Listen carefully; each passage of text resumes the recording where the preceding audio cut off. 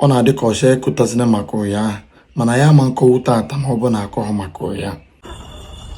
57 years ago, Biafra Republic was declared by Odumegwu Ojukwu. 54 years later, the issues that led to the declaration of Biafra has not been settled yet. Instead, it has gotten worse. But guess what? We are Igbos. We are unshaken. We cannot be broken. We are still here. You marginalized us because you want to make us weak, docile and scared. You said as far as you breathe, Biafra will remain an illusion. You also said, instead of an Igbo man to become the president of Nigeria, let the rope holding the foundation of Nigeria collapse before your eyes. The creation of Nigeria in 1914 is only but a cost to the indigenous people, and these are the achievements of 1914 amalgamation so far. Ojukwu knew that a day like this would come. In order to avert the unfortunate incident or for future occurrences, he asked for a restructured Nigeria. A restructured Nigeria that will permit each region to govern themselves and manage their resources while promoting autonomous society that fosters development and the maintenance of indigenous or regional resources geared at improving the lives of the people without external intervention. The Aburi Accord meeting was initially agreed by both parties. Gowon arrived in Nigeria, and the success of the meeting was truncated by Britain, the colonial masters. Ojukwu got frustrated. He declared the Republic of Biafra on the 30th of May, 1967. On 27 January 1968, Biafran currency pounds were printed by Odumegwu Ojukwu and was legal tender throughout the Republic of Biafra. On the 6th of July 1967, war broke out. On the 13th of January 1970, the war ended and Yakubu Gowon declared or named the war "No Victor, No Vanquish" in order to promote reconciliation and healing, which never happened. And never will it happen now. There was no healing, there was no reconciliation, and there will never be reintegration. May the soul of our internal leader, Dim Odumegwu Ojukwu, continue to find peace before God. If you are an Igbo man or woman, be proud of yourself, be encouraged, and always know this.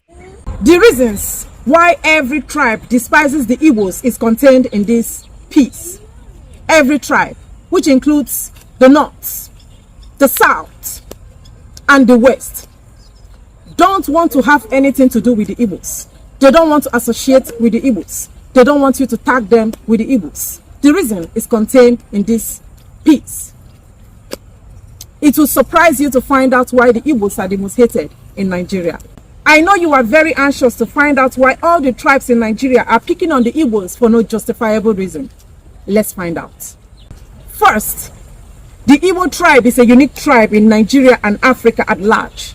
Our uniqueness is what distinguishes us from other tribes in Nigeria because we are bold people, courageous people, fearless people, talented people, and most importantly, we are undefeated people.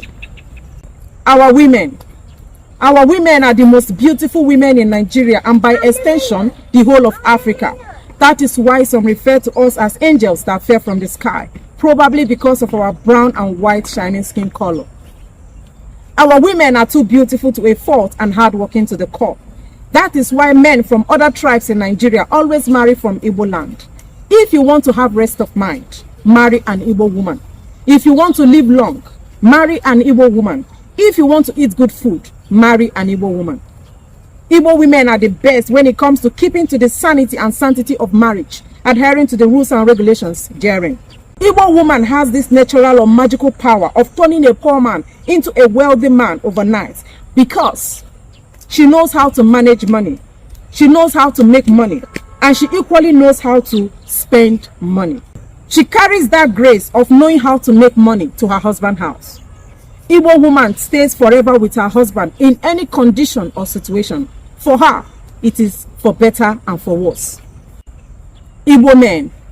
As for our men, we have the most hardworking, ambitious, and lovable men from Igbo tribe. In fact, we are dragging our men with the women from other tribes in Nigeria. Every lady wishes to marry an Igbo man.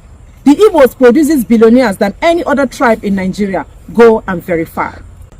Our beliefs. It is only the Igbos in Nigeria that criticizes their leaders.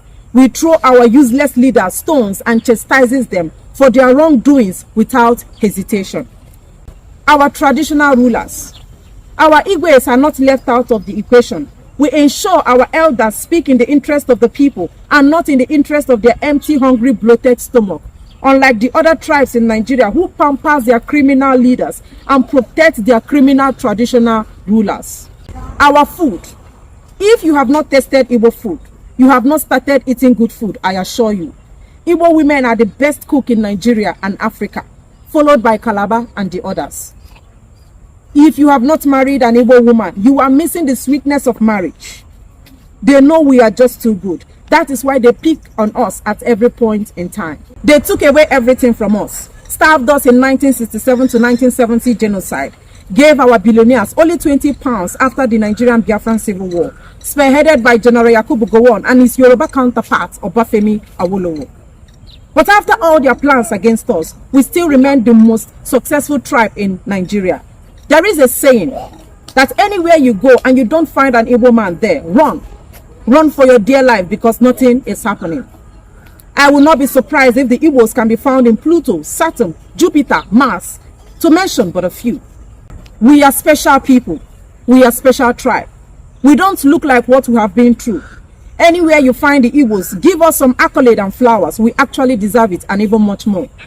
Igbo man turned desert to a fertile land. Do not underestimate the powerful power of an Igbo man. The other tribes in Nigeria survive with government appointment and government support. But the Igbos survive without government appointment and without government support. Because we don't depend on any mortal for survival. The Igbos don't beg for crumbs. The Igbos don't lick people acts just to feed. The Igbos speak truth to power no matter who is involved. The Igbos don't settle for less. We go for the best. In Igbo land, every man is a king in his own family. We are progressive people. We are traders. That is one of our unique talents. When it comes to commerce and industry, we are first class. You can't compete with the Igbos. If you try, you must return as a failure, I assure you. Unfortunately, the Igbos develop swampy areas for ungrateful people that hardly appreciate our efforts. They always threaten us to leave their land because they are scared of us. They are envious of us. They know we are an embodiment of knowledge, power, skills, craft, talent, and passion. Feel free to do business with an Igbo man. Feel free to marry Igbo man or woman. Feel free to eat Igbo food, natural food. Feel free and accommodate the Igbos in your area or locality because our presence fosters peace and prosperity, double peace. Please stop the attack on the Igbos. We are the most hated in Nigeria, yet we develop our host communities. We are the biggest importers and exporters in Nigeria, but they deny the Igbos of seaport, yet it did not stop our movement of becoming the most successful and influential tribe in the whole of Africa. Stop the jealousy, stop the envy, stop the attacks, stop the hate, stop the gaslighting. You can't be like us. You can't taste what was swallowed. You can't survive what the Igbos survived. We are who we are because we remain a blessed tribe in the whole of African continent. I would drop my pen here to catch some breath. But always have this in mind. The Igbos have come to stay. No man born of a woman can wipe us away from the surface of this earth. The earth is big enough to contain us all. Let the Igbos breathe.